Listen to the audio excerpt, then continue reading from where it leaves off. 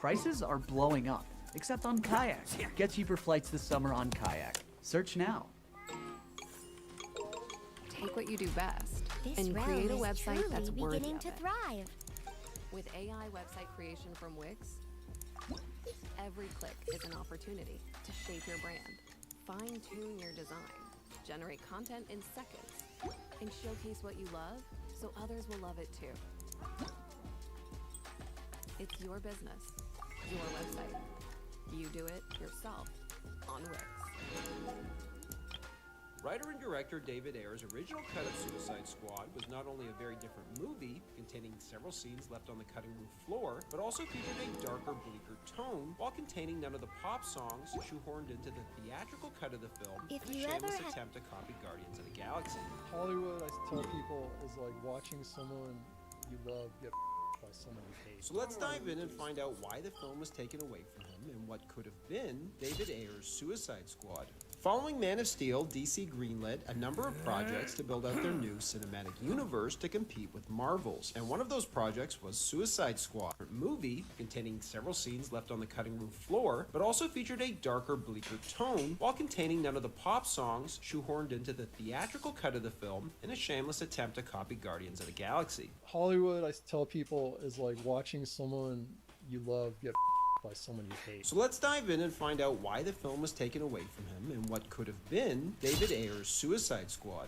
Following Man of Steel, DC greenlit a number of projects to build out their new cinematic universe to compete with Marvel's, and one of those projects was Suicide Squad, helmed by writer and director David Ayer, famous for writing Training Day and writing and directing Fury. And his approach to Suicide Squad was to do his own version of the Dirty Dozen, but with supervillains. And if your protagonists are all villains, that means your antagonist has to be an even more evil villain, which is why Ayer's original script for Suicide Squad featured Steppenwolf arriving during the film's climactic fight to reveal that he's been controlling Enchantress with the Mother Box as she opens a portal to Apocalypse to prep for Steppenwolf's invasion. In addition to this, the monsters that served as Enchantress's minions throughout the film were originally supposed to be parademons. However, once Zack Snyder decided to feature Steppenwolf as the primary antagonist in the Justice League, Ayer was forced to change his script and was only given 6 weeks to rewrite it, as the film's release date was set in stone. Regardless, the shoot for Suicide Squad generally went pretty well, apart from reports of Jared Leto's excessive method acting. Whenever I met Jared, he never broke character. He cut a chunk out of my eyebrow. As an actor, it was fun to watch, and as a human being, it was scary. Leto's method acting also extended to sending various gifts to each of his castmates. We had a henchman who would come into the rehearsal room, and the henchman came in with a dead pig and plopped it on the table. And there was a live rat in the box. She screamed, and then she kept it. Don't forget the anal beads. Where did you send anal beads to? The used condoms. Apart from the used condoms, which is abhorrent, this behavior might have been more tolerated and even somewhat acceptable had Leto turned in an Oscar-worthy performance on par with Heath Ledger before him or Joaquin Phoenix after him. Unfortunately, he didn't, resulting in his antics not only coming off as pretentious, but annoying to some of his castmates. So if there's a lesson to be learned here, it's this. Jared, he went full Joker, you know?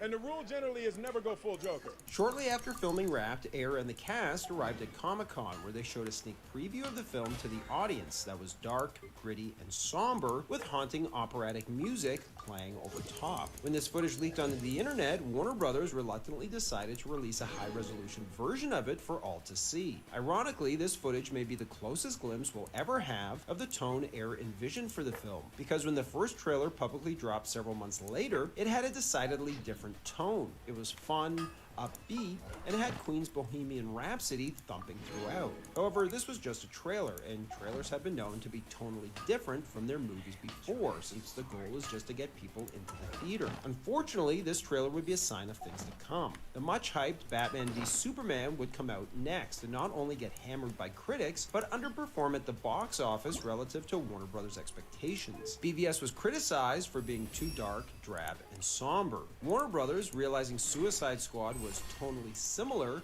began to panic, as they didn't want it to suffer the same fate as BVS. While David Ayer worked with Lee Smith, Christopher Nolan's editor, to finish cutting the picture, Warner Brothers decided to hire the company that cut the trailer, the aptly named Trailer Park Inc., to re-edit the movie in the same style. And they're the ones responsible for editing all of the jazzy graphics and littering the film with pop songs in an effort to replicate the tone of Guardians of the Galaxy, which had come out a couple years earlier and was famous for its soundtrack featuring classic songs from the 60s and 70s. From here, the studio decided to do what's called a bake-off, where they screen test both versions of the film with an audience to see which one is liked more. Basically, they let the audience decide, and typically there's a clear winner. With Suicide Squad, however, both versions tested exactly the same, with audiences liking and disliking different parts of each version of the film. Regardless, since they tested the same, you would think the sensible thing to do would be to let the artist and the person responsible for creating this film, David Ayer, release his version of it. Instead, the studio, in their infinite wisdom, decided to make a Frankenstein monster, combining the best moments of both versions, while ordering reshoots to turn it from a soulful drama into a lighthearted comedy, following Deadpool's success at the box office. We're gonna turn David Ayer's dark, soulful movie into a comedy now. That shit broke.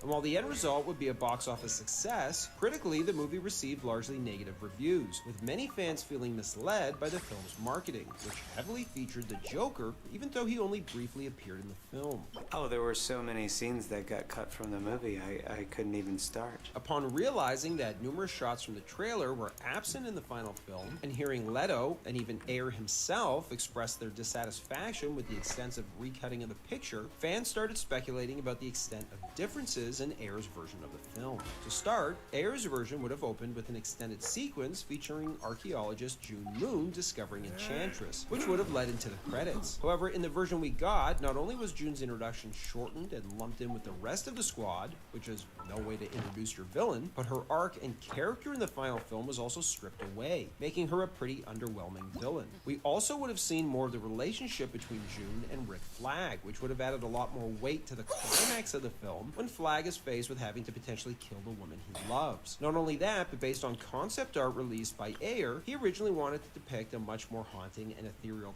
take on Enchantress, with her surrounded by an array of eyes versus the dark and drab version we got. The toxic dynamic of Joker and Harley's relationship was also heavily changed after it tested poorly with audiences. In Ayer's original version, Joker would have been much more abusive, controlling, and jealous of not only the new friends Harley would have made on her mission, but her budding relationship with Deadshot as well, who she would have bonded with and developed feelings for, ultimately resulting in the pair hooking up. A leftover from this cut storyline is Harley asking Deadshot if she has a hickey. My guiding stars. What, I got a hickey or something? And her budding relationship with Deadshot, who had treated her with respect, would have tied into her abusive Stockholm Syndrome-like relationship with Joker, who in the Ayer cut throws her out of the helicopter after telling her he wants to see her people. I do. Let the mighty be humbled.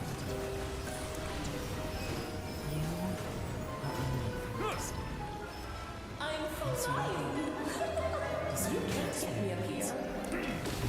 The night is cold. My turn.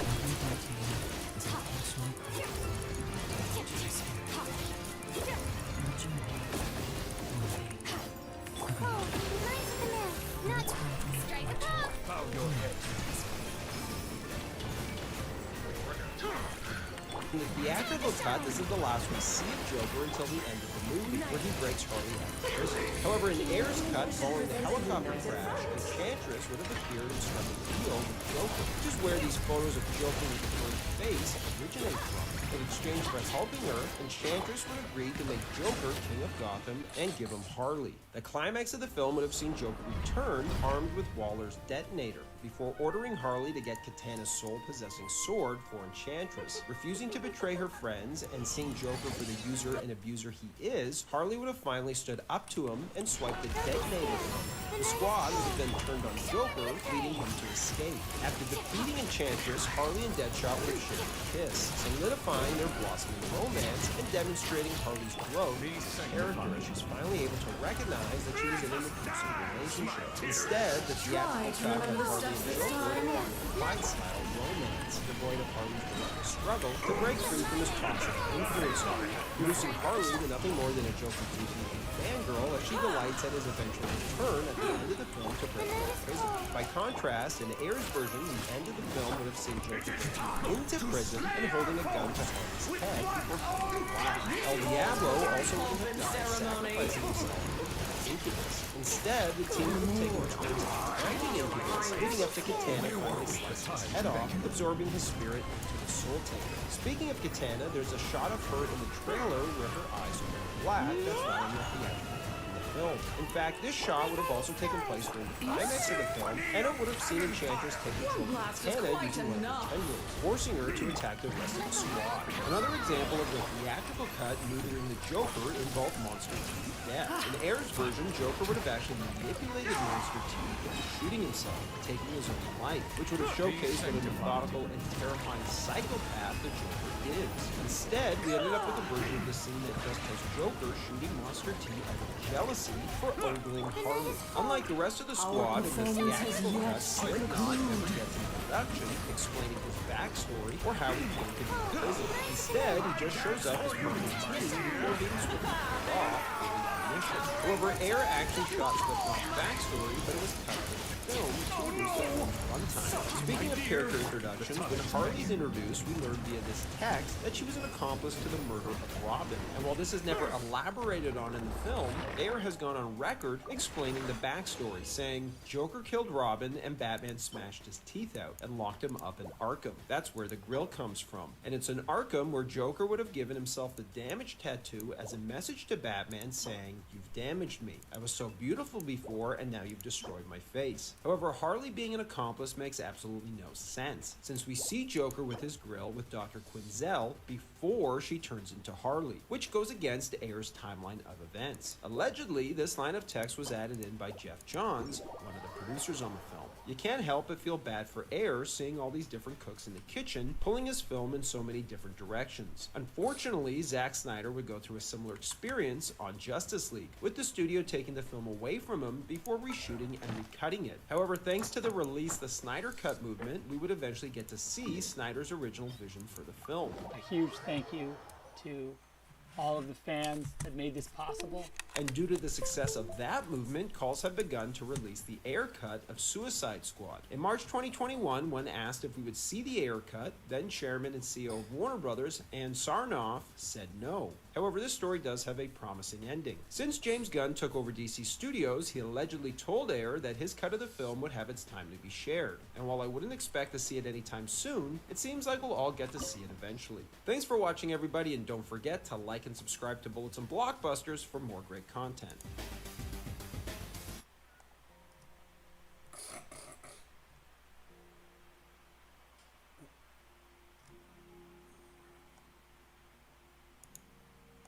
The Chevy Equinox is more than an SUV.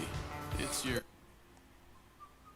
What if instead of playing the Joker, Joaquin Phoenix played Batman? Well, he almost did, in director Darren Aronofsky's Batman Year One, which would have diverged significantly from the source material and promised to be the darkest and most violent Batman film ever made. So let's dive in and find out why it never happened and also what could have been Darren Aronofsky's Batman Year One. Following Batman Returns, which was criticized for being too dark and disturbing for children, Warner Brothers chose to part ways with Tim Burton. To replace him, they targeted Schumacher to However, Schumacher originally had plans and fought to make a prequel, adapting Frank Miller's comic book Batman Year One. So the story and explored how Bruce Wayne became the Dark Knight. Warner Brothers was adamant that they would not sequel compromise will include some flashbacks to Bruce's past and what would become Batman Forever.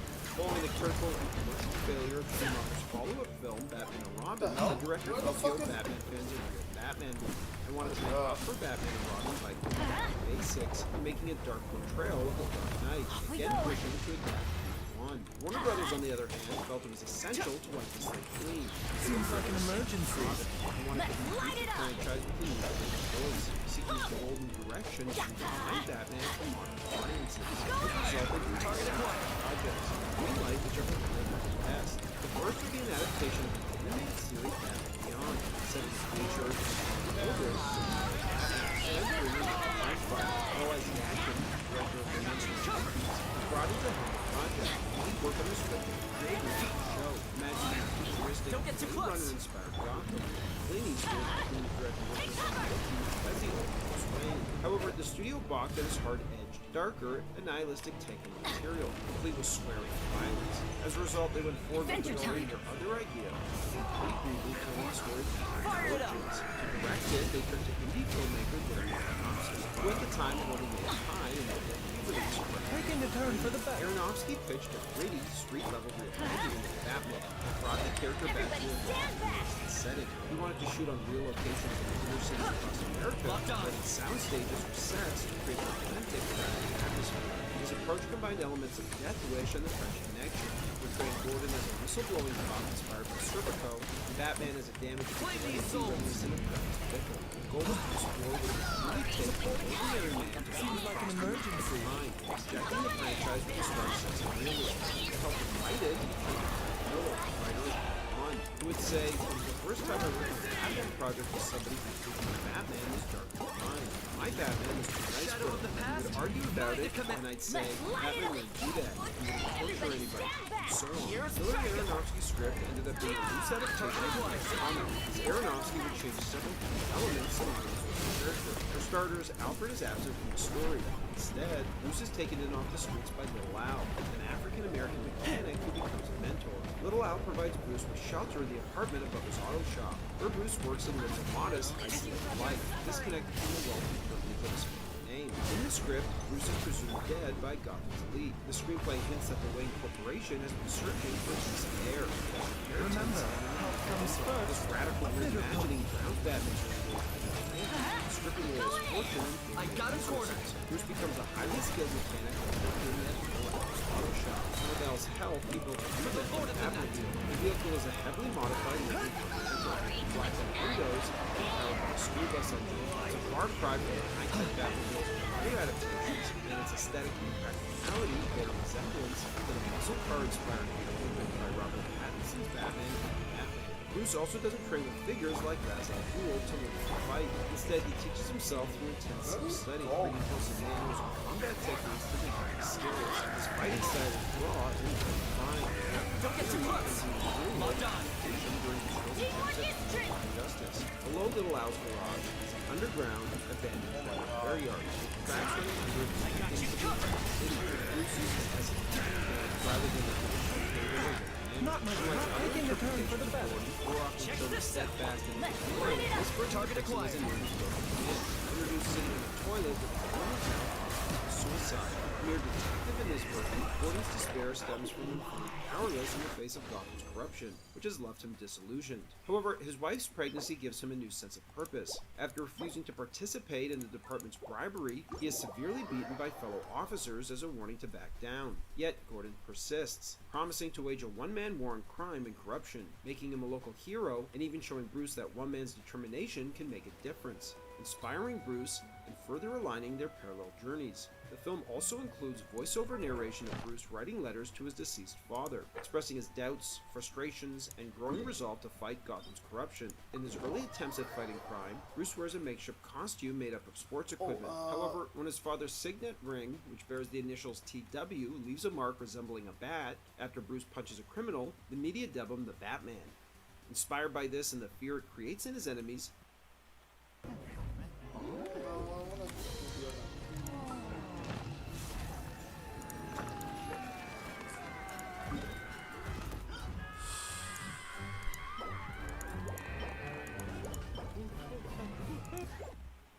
Download the LEGO Play app and help us finish Boop's story.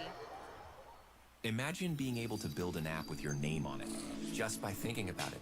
Meet Base 44, a complete AI creation platform. Describe what you want, and watch it take shape. You can plan, customize, and expand in any direction. From tools built for one to platforms ready for many. From passion projects to enterprise-grade systems. Everything is built in and ready to launch. It's a new world of creation, where you can go as far as your imagination takes you. Can you imagine it? Let's make your dream a reality right now. Gather!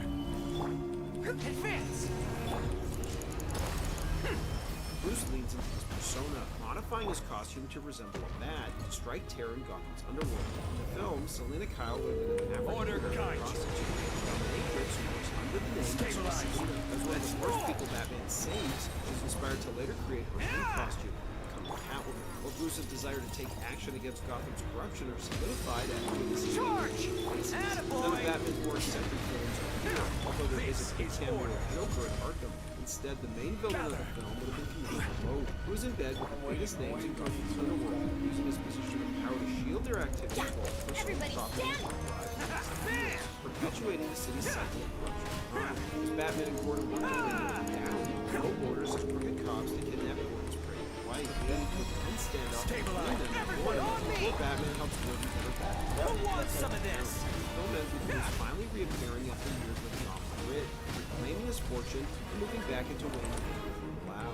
So what went wrong? From the start, Warner Bros. And Aronofsky didn't seem to be on the same page. To play Batman, Aronofsky wanted Phoenix. However, Warner Bros. Wanted the clean cut Chris Jr., who starred in the WWE film Scooby-Doo. Additionally, Aronofsky was choosing the film from brutal action and mock violence in an attempt to undermine Warner Brothers, however, refused to greenlight it. They believed that limiting the film's box office potential and small rating would unnecessarily generate success. Similar issues had arisen with Returns, which alienated a portion of its audience and directly influenced the shift toward the more family-friendly tone of Forever. Craig Miller would later say the studio executive wanted to make Batman who did his kids. This was the cat. It wouldn't have any toys in it. I will have order. Mythos, and it was made for an adult audience. Aronofsky, however, would argue that Warner Bros. Could do both and release a hardcore, adult-oriented version of Batman for adults that he could make for a small budget and shoot on super speed.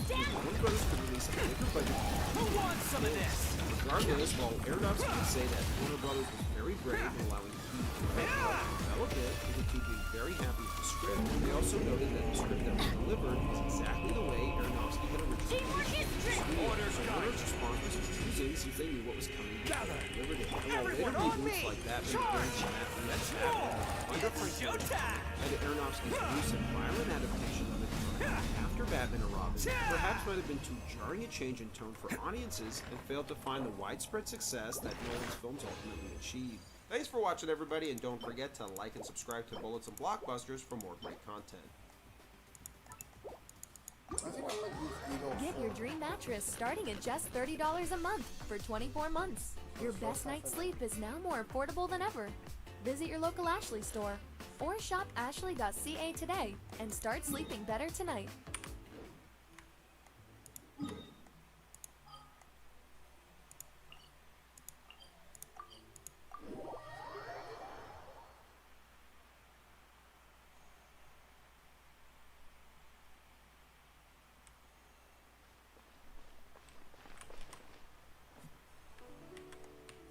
What if Joel Schumacher directed a third Batman film? Well, he almost did. The studio wanted me to do a fifth Batman, which would have been my third, which would have featured the Scarecrow. Not only was the script written, but the movie was being cast too, with Jack Nicholson even returning as the Joker. And despite Batman and Robin's campiness, this film would have returned to a much more serious tone, with Schumacher looking to tie up all of the films, including Tim Burton's, and bring the Batman saga full circle. So let's dive in and find out what went wrong and what could have been Batman Unchained. After Batman Returns disappointed at the box office and was deemed too dark by parents, some parents contend that Batman Returns, which is rated PG-13, is actually being marketed for younger children, and the movie is just too violent. So Schumacher was brought in to take over from Tim Burton and lighten the tone of the series, so that the film would appeal to a wider, more family-friendly audience and thus make more money. For a take, Joel would pick up his megaphone, his bullhorn, and go, "Remember, everybody, it's a cartoon." And it worked, as Batman Forever outgrossed its predecessor and was devoid of any of the controversy that plagued Batman Returns. Warner Brothers, relieved that they had righted the ship, quickly greenlit a sequel and rushed it into production, hoping to milk this cash cow for all it was worth. In Batman and Robin, there was a real desire at the studio to keep it more family-friendly, more kid-friendly. And a word I had never heard before, more toyetic, which means that what you create makes toys that can sell. With the first Batman film, Warner Brothers realized the immense power of merchandising, as they made more from t-shirts, toys, and merchandise than from the film's box office. Not only will the kids need movie tickets, they'll need extra money for Batman gear, from t-shirts to underwear. Therefore, on the sequels, a greater emphasis was placed on writing stories that incorporated an abundance of gadgets, costumes, and vehicles that could be turned into toys, which is why in both of Schumacher's Batman films, he does a third-act costume change. The first one, I felt like I was making a movie. The second one, I felt like I was making a toy commercial. And in a way, he was, as the movies were basically acting as 2-hour advertisements to sell merchandise. We involved the toy company. We let them look and be involved in how the Batmobile was going to look, how Batman's gadgets were going to be. Before Batman and Robin was even finished, the studio was looking to make another one, impressed by the footage being shot. Schumacher, realizing with Batman and Robin that the franchise was starting to spin out of control, also worried that it was disappointing a lot of the older fans by making his Batman films too family-friendly, and felt he owed the hardcore fans the Batman movie he would love to give them. As a result, for the fifth film, he had an idea that was not only darker and less campy, but would also wrap up the series. Schumacher envisioned a psychologically complex take on the characters. Chris loves flying, and he loves helping others soar to new heights too. So he built a course on Kajabi that turned his passion into a business. That took off into a community where aspiring pilots share their progress, gain confidence, and navigate their journey together. Everyone on me!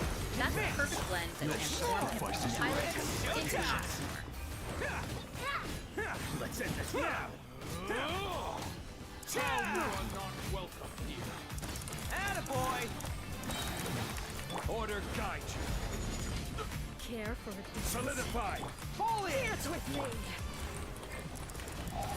Something he wanted to explore on both Batman Forever and Batman and Robin before getting pushed back from the studio and ultimately settling for making the lighter films we got. Writer Akiva Goldsman, who worked on the previous two Batman films, turned down the chance to return. So Schumacher turned to Mark Protosevich, who had recently written a draft of I Am Legend. After he met with Schumacher, who pitched his vision for pushing the franchise in a more serious direction, Protosevich locked himself away to slave over the script. Titled Batman Unchained, although often incorrectly referred to by fans online as Batman Triumphant, the script dealt with Batman learning to conquer fear while confronting the demons of his past. So who would have been the villains? Well, we almost got a glimpse of one of them in Batman and Robin, as Schumacher envisioned a cameo appearance to set them up for Batman Unchained. And this villain would have been Scarecrow, to be played by Nicolas Cage, whose sometimes unhinged performances would seem to make him a perfect fit for a Batman villain. Schumacher even went so far as to meet with Cage on the Face-Off set to ask him to briefly appear in Batman and Robin, which obviously never happened. It's rumored that this part played by Coolio would have been that cameo. Joining Scarecrow as the film's secondary villain would have been Harley Quinn, whose character would have been changed significantly for the film. Instead of being the Joker's lover, she would have been his daughter, and it's something she would have discovered early in the film, as it would have been a secret kept from her throughout her life. And while she's depicted as a psychologist in the comics, this version of the character would have been reimagined as a toy maker. Protosevich says he wrote Harley as sadistic in a mischievous, fun sense, while being good-hearted and conflicted. Harley's casting, however, was never firmed up like Nick Cage or Scarecrow, although Protosevich did meet singer-turned-actress Courtney Love, then coming off a Golden Globe nomination for her roles in Evil vs. Larry Flint. Also heavily rumored to be attached to the role, which would have Warner Brothers' penchant for casting big names, was Madonna, although it's alleged she demanded too much money. Interestingly, each of the film's two villains would have been out for revenge, albeit against different sides of Bruce's humanity. The brilliant and apparently Titanic, Professor Crane would have had a personal vendetta against Bruce Wayne, while Harley Quinn would have been out for revenge against Batman for killing her father. Eventually, upon realizing they have a common enemy who happens to be the same person, Harley and Scarecrow would have teamed up with the goal of driving Bruce insane to get him committed to Arkham Asylum. To do this, Scarecrow develops a fear toxin, which he uses on Batman, resulting in an ambitious, all-star cameo-filled sequence, which would have seen a hallucinating Batman face the demons of his past, where he is literally put on trial by the franchise's previous villains. Danny DeVito's Penguin, Michelle Pfeiffer's Catwoman, Tommy Lee Jones's Two-Face, and Jim Carrey's Riddler all would have shown up, culminating in a final confrontation with the clown prince of crime, Jack Nicholson's Joker.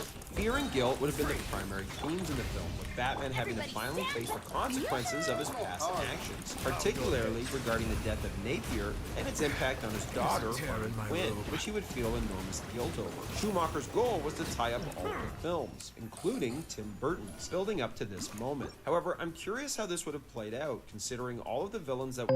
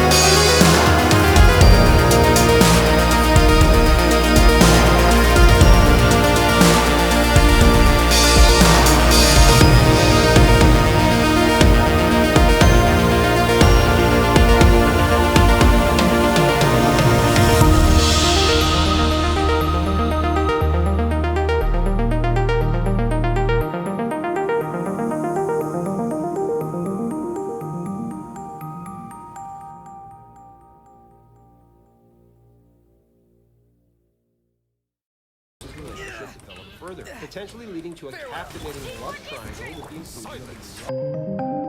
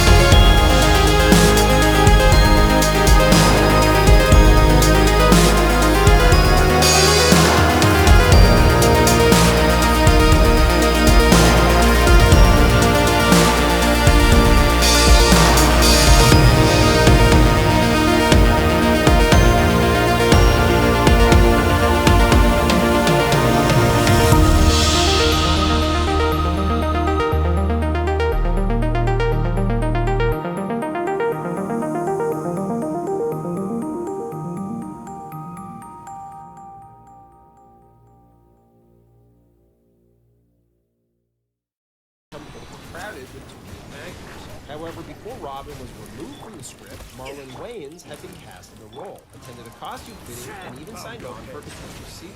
However, I'm not so sure Burton felt the character fit in with his dark and gritty version of Robin. I mean, almost everybody across the board. Into the wind.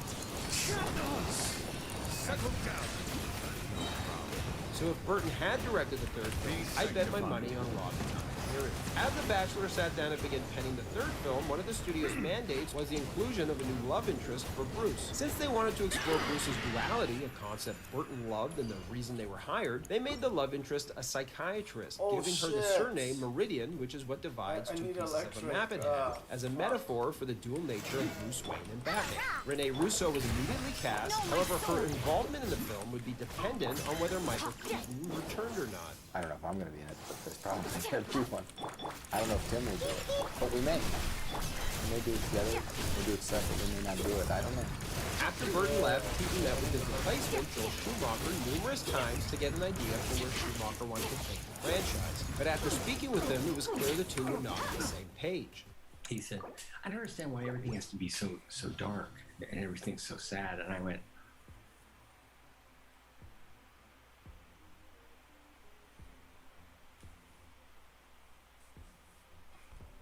how about this? How about I twist the team around? In the brewing industry, millions of kegs are shipped worldwide annually, with carbonation being a key component to the taste and mouthfeel of beer. Brewers depend on leak detection to identify CO2 leaks before sending kegs to consumers. Even the smallest leak can lead to gradual CO2 loss, resulting in lost product, reduced quality, or flat beer. Leaking kegs not only cause production delays, but also pose safety risks for operators manually moving heavy kegs for reprocessing through the production line.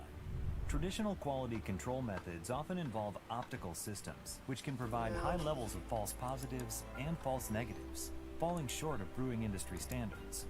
The Rosemount CT4215 packaging leak detection system is an industry-leading automated inline detection system that uses quantum cascade laser technology to ensure 100% inspection for seal integrity, capable of measuring up to 200 kegs per minute.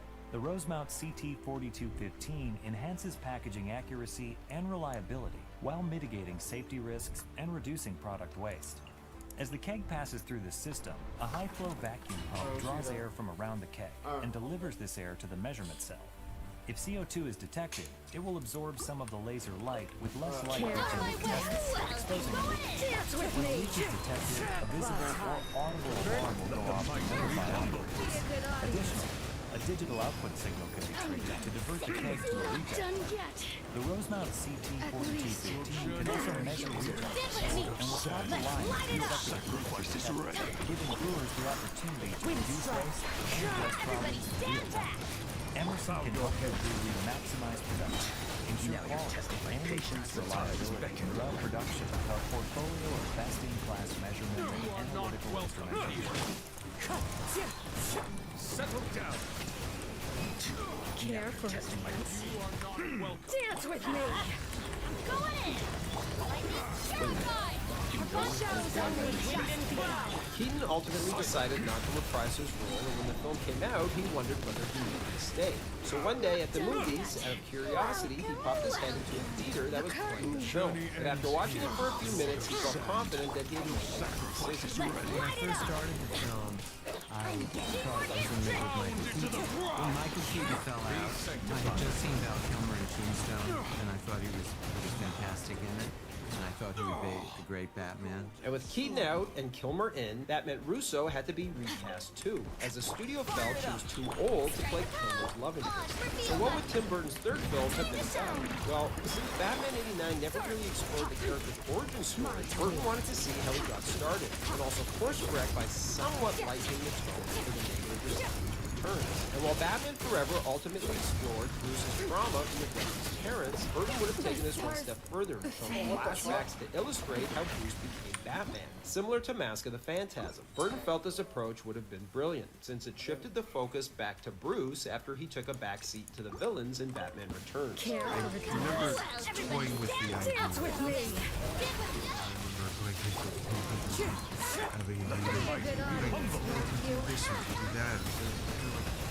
Don't you want to do like a smaller movie now, you know, just something that's more, and like, about, you know, half hour into the meeting, I go, Lord of Sand to make another sacrifice. And so the studio went instead, we got Jim Carrey and Tommy Lee Jones trying to outact each other as the pair set a new standard for scenery shooting, which is ironic considering how much Tommy Lee Jones loathed Jim Carrey's And I pulled up a chair, which probably wasn't smart. And he said, I cannot sanction the film.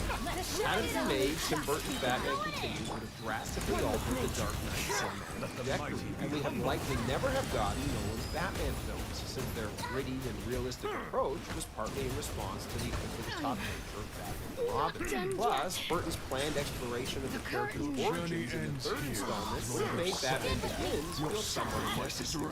With Keaton reprising his role in The Flash, it's an unfortunate reminder that Warner Brothers wasn't able to reunite him with Tim Burton to give Burton's Batman universe the send-off it deserved. Thanks for watching, everybody, and don't forget to like and subscribe to the Bullets Blockbusters for more.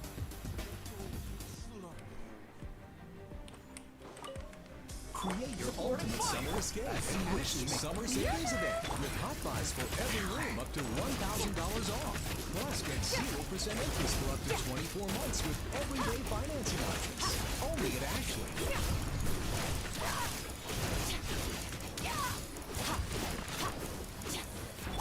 Let my name echo in song. Your summer games are Check this out.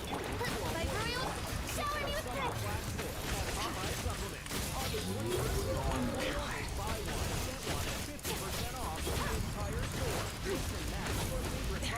Oh my god. This is getting interesting. Vitamins and more. It's buy one, get one. 50% off on absolutely everything in store. Don't wait. The summer flash sale deal. Care for the dance. Dance with me. Out of my way.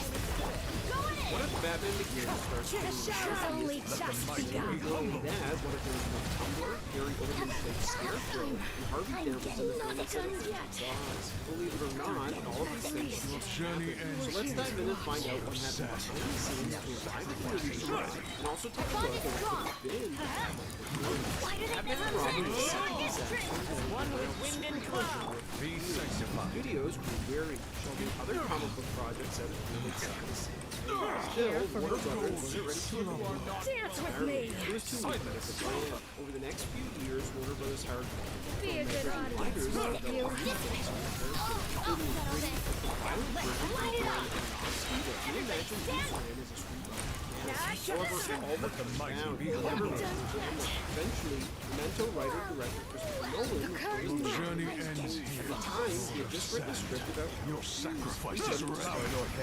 which he later described as the best script he'd ever written. But when he learned that The Aviator was already going into production, he shelved the project and began searching for something new. That search led to Batman. His vision was a direct response to the excess of Batman and Robin. He not only wanted to do an origin story, which had yet to be done, but he also wanted to ground his Batman in the real world. Not being a comic book expert himself, Nolan reached out to slave writer Gordon Boyer to help develop the script. Despite loving Nolan's take and offering tons of ideas of his own for the movie, Boyer turned him down because he worried it was going to get changed. Warner Brothers had already rejected several Batman scripts, and he didn't want to spend months working on the real version of it kept on the shelf. Nolan, in turn, took Boyer's ideas back to Warner Brothers. A few weeks later, he returned and told Goyer he had met with several people at the studio, and that being Goyer's take was the only one that really resonated with him after they had rejected all those other Batman ideas.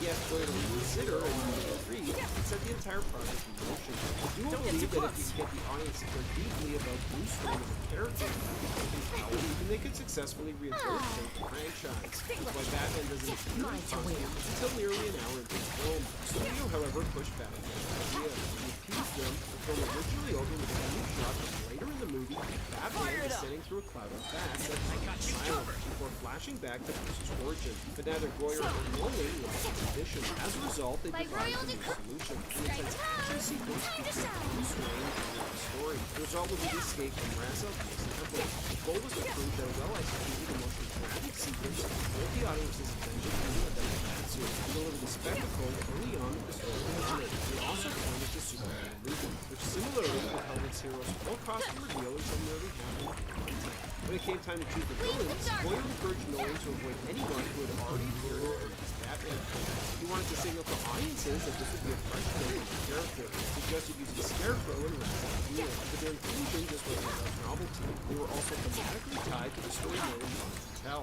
Batman Begins was fundamentally about fear. Bruce's fear of not living up to his legacy, and his fear of this made Scarecrow and his fear toxic and that fit. At the same time, Bruce's upbringing with his father created an opening for a mentor turned adversary on Ra's al Ghul to serve as a sort of father figure. Initially, though, Nolan envisioned Raz as a contemporary of Bruce, someone around the same age, and wanted guidance from Nolan, who previously worked with on Memento. Goyer pushed back, arguing that their story worked better as a father-son dynamic, and that Raz needed to be older, so he suggested Liam Neeson for the part. Pierce would later recall being flown to London to discuss the role, only to realize on arrival that Nolan had already moved in a different direction. They flew me to London to discuss the Liam Neeson role, he said, and I think it was decided on my flight that I wasn't going to be in the movie. So I get there and Chris is like, hey, you want to see the Batmobile and get dinner? However, what may have influenced Nolan's decision was an executive at Warner Brothers, who quite openly said to Pierce's agent, I don't get Guy Pearce. Chris loves flying, and he loves helping others soar to new heights too. So he built a course on Kajabi that turned his passion into a business. That took off into a community where aspiring pilots share their progress, gain confidence, and navigate their journeys together. That's the perfect blend that transformed him from a pilot into an entrepreneur.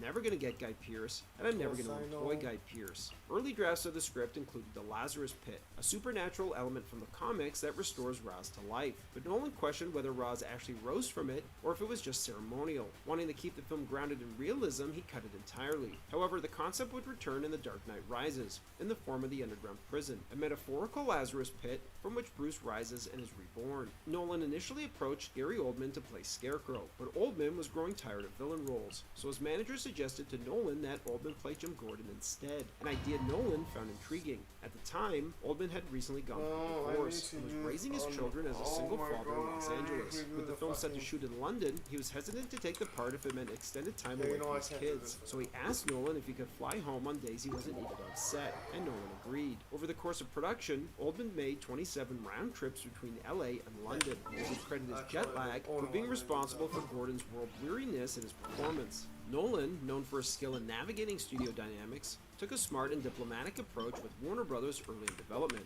He asked them directly, what would they be upset about if he didn't include? The studio's immediate response was the Batmobile. Nolan hadn't initially planned to include it, believing it felt too fantastical for the grounded, realistic tone he was aiming for, and that whoever directed the sequel could figure out how to include it. It's important to note that at this stage, Nolan saw Batman Begins as a one-off project. His goal was to reboot the character and then step away, passing the reins to another filmmaker for any sequels. After the meeting, Nolan began thinking about how the Batmobile could be reimagined in a way that fit his more grounded vision, as he'd immediately come up with the iconic "Does it come in black" line, which would be the first thing he'd write in the script. To bring the Batmobile to life, Nolan began by molding a rough prototype out of Play-Doh in his garage. He was soon joined by production designer Nathan Crowley, who transformed the space into a makeshift model shop. Using a technique called kit bashing, assembling parts from model kits, Crowley and Nolan refined the design into something that felt functional and grounded. Nolan and Goyer both felt that previous Batmobiles have prioritized style over practicality. They wanted something with real-world logic behind it. Collaborating with experts from DARPA, they developed the concept of the Batmobile as a military prototype, originally designed to tow cables across rivers and equipped with a rocket-powered jump system. When it came time to cast Bruce Wayne, Nolan initially met with Heath Ledger for the role, but Ledger wasn't interested, concerned that starring in a superhero film would limit his creative options, define his public image, and reduce him to an action figure. Goyer, however, pushed for Jake Gyllenhaal, Ledger's future world background co-star, who eventually screen-tested for the part. Cillian Murphy also tested, but both he and Nolan quickly agreed he wasn't the right fit to play Batman, largely due to his slender build. Still, Nolan saw an opportunity. At the time, Warner Brothers expected the film's villain, like the previous Batman antagonists, to be portrayed by a major movie star. Nolan, however, had Murphy in mind for Scarecrow after Oldman passed on the part. To win over the studio, he arranged for Murphy to screen test as Batman, knowing that if executives saw his performance firsthand, they'd be more open to casting him in a different role. The gamble paid off. After the test, studio heads were impressed enough that when Nolan pitched Murphy as Scarecrow, hero, there was no pushback. Christian Bale, fresh off The Machinist, also screen tested. What ultimately won him the role was his ability to create two distinct personas. The charismatic Bruce Wayne and a fearsome Batman who lowered the register of his voice into an intimidating growl. Nolan felt Bale struck the perfect balance of darkness and light the character demanded. The only issue was Bale's emaciated physique coming off The Machinist, leading Nolan to tell the actor to get as big as possible. Unfortunately, Bale took this a little too literally, and he arrived on set far larger than Nolan expected, earning the nickname Fat Man from the crew. So Nolan asked him to slim down slightly before shooting began. Helping actors with their screen tests was Amy Adams, who read opposite them as a favor to Nolan. While she was never in consideration for the role of Rachel Dawes, Nolan promised to keep her in mind for the future, a promise he later fulfilled when he cast her as Lois Lane in Man of Steel. Nolan and Goyer originally considered including Harvey Dent in Batman Begins, but ultimately decided to replace him with a new character, Rachel Dawes, feeling they couldn't do justice to Dent's arc within the scope of the first film. At the time, rumors circulated that Katie Holmes, who had recently risen to fame on Warner Bros. Hit series Dawson's Creek, was strongly encouraged, if not outright pushed, onto the project by the studio. Warner Bros. Was reportedly positioning her as their next major female movie star, which may explain why Amy Adams, who read opposite actors during their auditions, was never seriously considered for the role.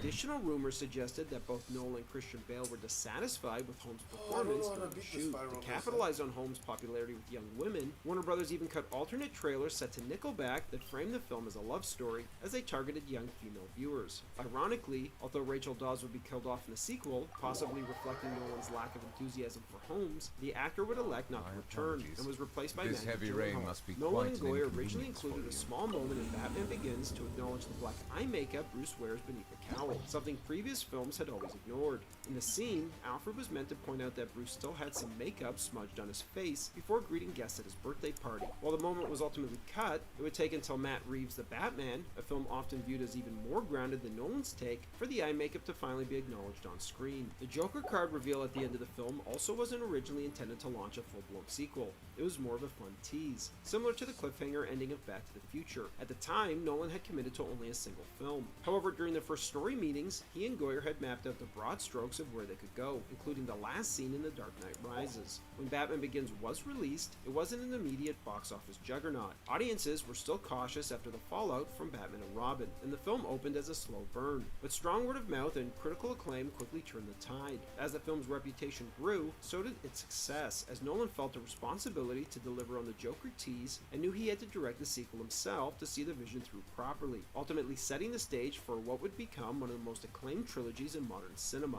Thanks for watching, everybody, and don't forget to like and subscribe for more of Hollywood's untold stories and unmade movies.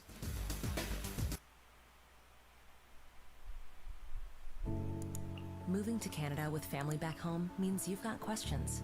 When it comes to sending them money, we've got answers. Send global money transfers with no fee.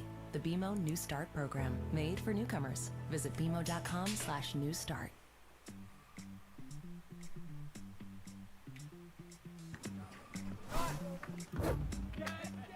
Henry is smooth. He can recover from any situation. Hey! Hey, Zach, what's up, man? Even a potentially catastrophic cyber attack. Yeah. Just a quick update on that ransomware attack. Thanks to cloud data protection from Rubrik, we've completely recovered. Up top. Really? Prepare for a smooth recovery. Trust Rubrik for cyber resilience. Captain America Civil War was almost a very different movie, and wouldn't have included Iron Man, Spider-Man, or Black Panther. Instead, it would have been a continuation of the Winter Soldier storyline, and while it still would have featured Zemo as the main villain, it would have built up to the Mad Bomb at the end of the film, which turns ordinary people into zombies, forcing Cap into as he's forced to fight innocent civilians. However, Marvel Studios President Kevin Feige's decision to pivot towards adapting the Civil War story ignited a literal Civil War behind the scenes at Marvel Studios. So let's dive in and take a look at the battles within Marvel, the MCU, and also take a look at what could have been Captain America Civil War. Before we dive in, let's give a shout out to some sponsors. Recently, Major Companies exposing the sensitive personal information of their own customers and raising concerns about personal information security. In today's digital age, your sensitive personal information is more important than ever. So if you haven't been safeguarding it, now's the time to start. One thing that really Brothers knows that the ads get way more access than me. Dance with me. Weather app wanting my location all the time, or access to my contacts. It makes me wonder how much of my data is being collected behind the scenes. Thankfully, Aura has us covered. They monitor your personal data, including your social security number, across billions of data points on the dark web and local records, alerting you to any potential identity theft. Plus, they've got your back by providing over 5 billion Aura also provides a range of features to keep you safe online, such as real-time alerts for data breaches, the ability to opt out of data brokers, or bank companies from selling your personal information, password manager to help you create and store strong passwords, and much more. So don't leave yourself unprotected against data breaches. Visit aura.com/bullets-and-blockbusters to start a free trial. There should be enough time for Aura to find out if any of your personal data is already exposed. The Winter Soldier ends with Bucky rescuing and his Cap from drowning. Before the film bookends the post-credit scene of Bucky visiting his own memorial at the Smithsonian. The Captain America 3, writers Christopher Marcus and Stephen Lee, as well as director Anthony intended to continue and resolve the storyline, with the payoff being that Cap and Bucky would ultimately reunite. The villain, just like in Civil War, would have been Zemo, and the film's MacGuffin was the Mad Bomb, which is a powerful mind control device that emits a sonic wave. It drives people into a frenzy in an incredible wave. The Mad Bomb would then detonate in the third act, turning towards the innocent civilians and deserters. This would spark utter chaos, with people fighting one another in a violent and destructive riot that tears the city apart. In fact, it would have been similar to what happens in Kingsman and Teamwork. This would have left Cap to destroy it and reverse its effects on the angry mob of people attacking it. However, this also would have forced Cap to make it difficult to control the because if innocent civilians are now the antagonists, how does he stop them from killing them? Usually, it wouldn't just be regular civilians who would be affected by the Mad Bomb. Some of his team would have been affected too, like Sam Wilson and Natasha Romanoff, pitting them against Cap and adding an additional emotional component to the battle. The film also would have carried over the grounded tone of Winter Soldier, as well as included the same political intrigue. However, Marvel Studios president Kevin Feige felt that the intrigue was big enough, and with the recent announcement that Warner Brothers was releasing Batman vs Superman around the same time as Captain America 3, it's possible that Feige wanted to beat DC at their own game, even bigger hero vs hero blockbuster. As a result, he instructed the creative team to stop the Mad Bomb storyline and do Civil War instead. However, producer Nate Moore protested, feeling that the MCU so far hadn't established many of the elements from the Civil War storyline in the comics, as the New Warriors, a negative zone, which is where captured non-registered heroes are sent as they await trial. Plus, some of the heroes that make up each team in the comics have been introduced into the MCU. For his part, Feige didn't care. He pushed for the team to adapt the storyline, not copy correctly.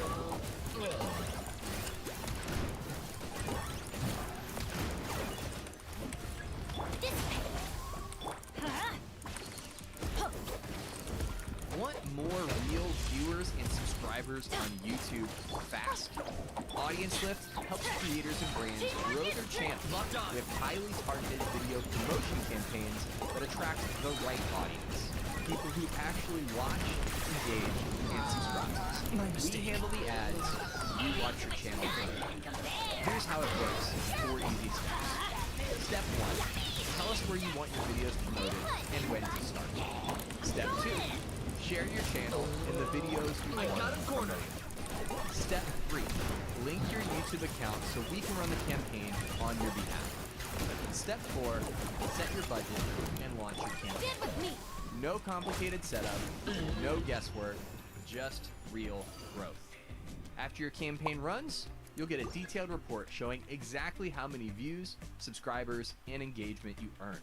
Whether you're a creator trying to break through or a brand looking to expand your reach, Audience Lift is your secret weapon to YouTube growth. Launch your first campaign today and start growing your audience smarter and faster than ever.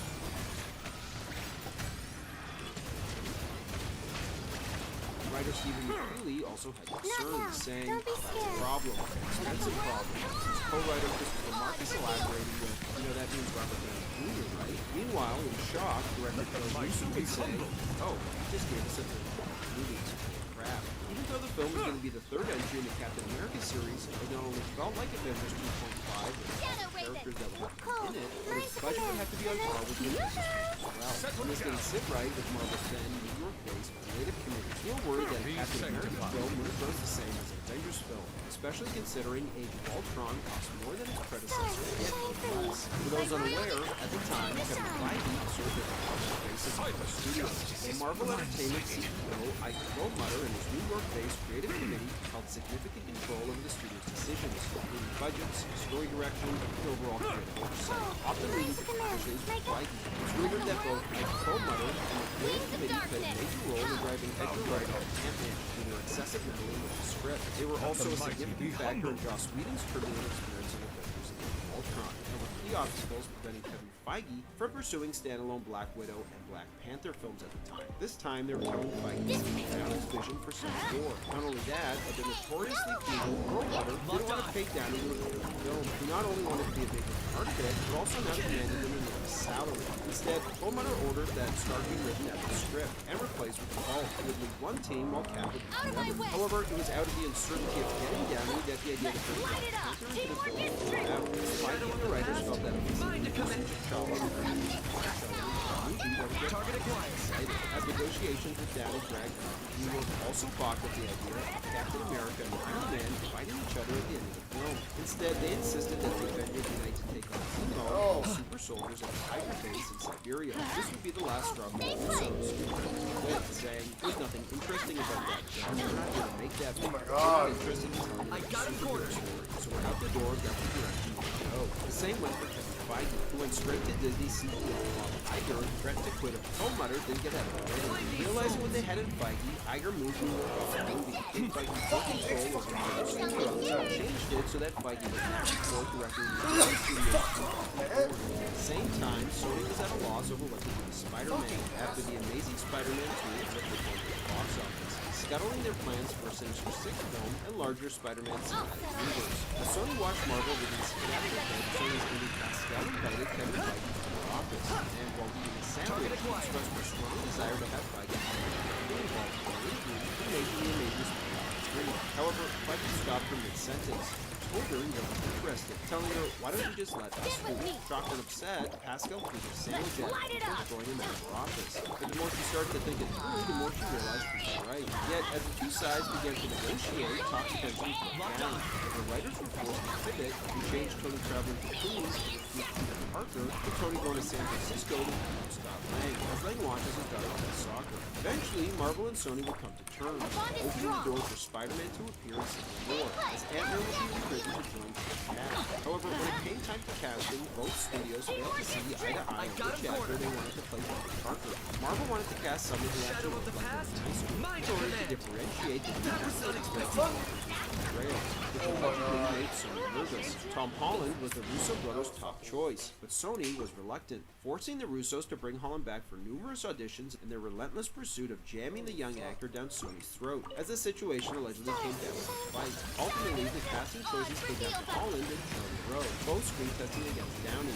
However, after Holland screen tested opposite Chris Evans, he emerged as the favorite and finally landed the role. However, Holland's problems were over. When he showed up to set and filmed the scene where Downey recruits him, he was shocked to learn it had been significantly cut down, leading Downey to ask where did all the good lines go. And the Russos then tried to explain to Downey that the script had become too long. Strike a pose! Be sanctified. In the brewing industry, millions of kegs are shipped worldwide annually. With carbonation being a key component to the taste and mouthfeel of beer, brewers depend on leak detection to identify CO2 leaks before sending kegs to consumers. Even the smallest leak can lead to gradual CO2 loss, resulting in lost product, reduced quality, or flat beer. Leaking kegs not only cause production delays, but also pose safety risks for operators manually moving heavy kegs for reprocessing through the production line. Traditional quality control methods often involve operating systems, which can provide high levels of false positives and false negatives, falling short of brewing industry standards. The Rosemount CT4215 packaging leak detection system is an industry-leading automated inline detection system that uses quantum cascade laser technology to ensure 100% inspection for seal integrity.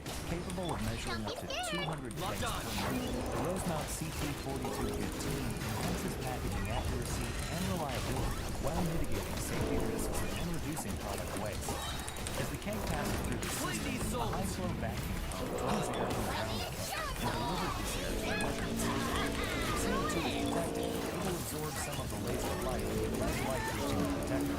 Closing the leak. When a leak is detected, a visible or audible alarm will go off to notify operators. Additionally, a digital output signal can be triggered to divert the keg to a reject point. The Rosemount CT4215 can also measure reject limits and will stop the line of consecutive leaks detected, giving brewers the opportunity to reduce waste and address problems in real time. Emerson can help your brewery maximize production, ensure quality, and increase reliability throughout production with our portfolio of best-in-class measurement and analytical instrumentation. Out of my way! Everybody stand back! I got him cornered.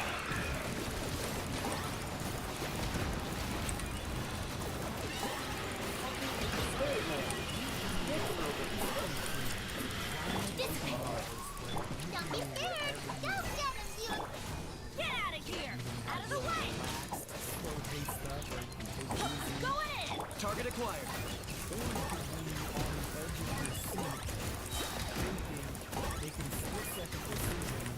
For the Lord of the Night. Stand with me! Take cover! Everybody stand! I got him cornered.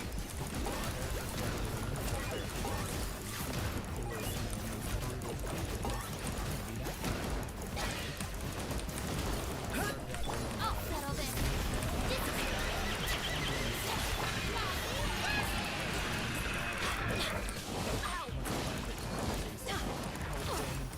We go!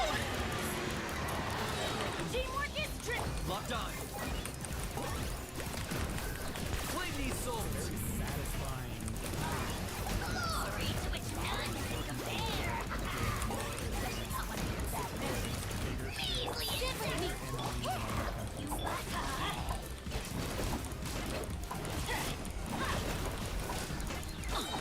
Going in! I got him cornered. Bow before your king! The dead want to leave!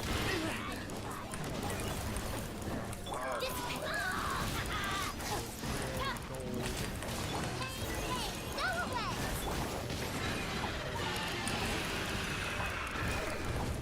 Locked.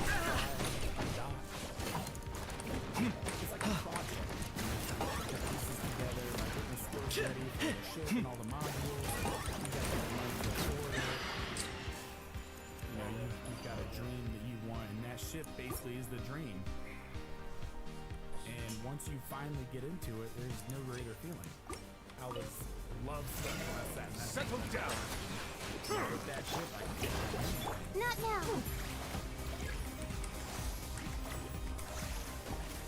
Midnight Phantasmagoria! Bow your head.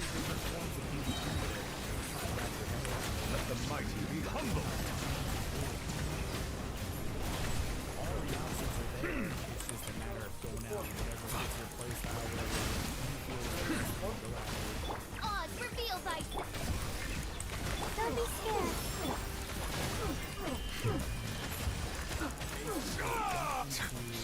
What the fucking one is its true form? It's a huge universe. There's a lot in it. Get out there and try it.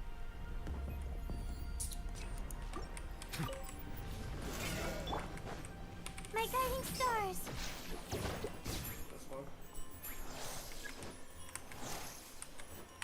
Midnight Phantasmagoria. Oh, nice to be... Silence. They couldn't spend time on the full scene as it was recorded. Downey, however, insisted that the Russos shoot the entire scene, telling them they could always trim it down later, as he believed it was better for the Russos to have the full scene on film, just in case they changed their minds. And did. Spider-Man also nearly wore the Iron Spidey suit as well, considering in the film he gifted his suit to Iron Man. And while the practical suit Tom Holland wore on set was closer to Tobey Maguire's suit with Rose Webbing, it would ultimately be replaced with entirety with CGI for Ant-Man, which came out just prior to Civil War, featured a post-credit scene where Hank Pym revealed the Wasp suit. The original plan was for the Wasp to make her debut in Civil War. While her appearance would have been brief, taking place during the airport fight, the filmmakers worried that not only was the movie already too crowded with other characters, but they felt that audiences hadn't really gotten to know Hope as the Wasp yet, and so decided to save her superhero debut for Ant-Man 2. Additionally, while Thaddeus Ross played a key role in the film, forming the Avengers that united nations, filmmakers also considered including Ross's alter ego, the Red Hulk, in the film as well. However, similar to the Wasp, filmmakers felt that Ross and to be the Red Hulk would need a proper backstory, and they couldn't fit that in given the already crowded film. Plus, they felt that if you dropped the Hulk into the movie, you have to treat him like a When Civil War was finally released, it proved to be a critical and box office hit, grossing over $1 billion, with the unresolved fallout between Stark and Cap leaving dramatic possibilities open for future films, solidifying the movie's impact on the MCU. More importantly, Civil War's success strengthened Kevin Feige's position within Marvel Studios, and solidified Disney's trust in him. The bold gamble of pitting their two biggest heroes against each other had paid off in spades, and with Disney now fully on board with him, Feige and his creative team pitched an even riskier idea for the next phase, killing off half their characters. This time, Disney didn't hesitate to greenlight the ambitious plan, setting the stage for Avengers Infinity War and Endgame. Thanks for watching, everybody, and don't forget to like and subscribe to Bullets and Blockbusters for more great content. Moving to Canada means you've got questions. When it comes to saving, you've got answers. Open a performance checking account with no monthly plan fees for 2 years. The BMO New Start program. Made for newcomers. Visit BMO.com/newstart. Silence! Be sanctified.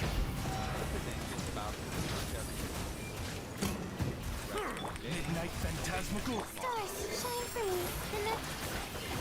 Settle down. Let my name echo in song. Remember, Not now. we have rubric. Silence. You ready, Glenn? Trust rubric for cyber resilience. The tides beckon. One day before Fantastic Four hit theaters, and as overwhelmingly negative reviews for the film come out, director Josh Trank tweeted that he Light it up. Everybody. targeted audiences with proper see. Immediately following this, Fox came back, with reports coming out detailing Trank's erratic and abusive behavior on set, as we learned that not only did he lose control of the film, but they were massive reshoots too, resulting in a final cut that wasn't his. So let's dive in and find out what went wrong and what did Josh Trank's Fantastic Four. Before Disney bought Fox, which brought Fantastic Four back in 2004, Fox held the movie rights to the franchise. However, to retain these rights, Fox was obligated to put Fantastic Four movie into production by a certain date every 8 years. That's why the 1994 Fantastic Four movie was made with a budget, but in order for the producers at that time to hold on to the rights. And 2015's Fantastic Four was no different. Fox, with its back up against the wall, had no choice but to end the production of the film, which is never a good reason to make a movie. But following the pair of lighthearted films made in the mid-2000s that came out at the same time as Christopher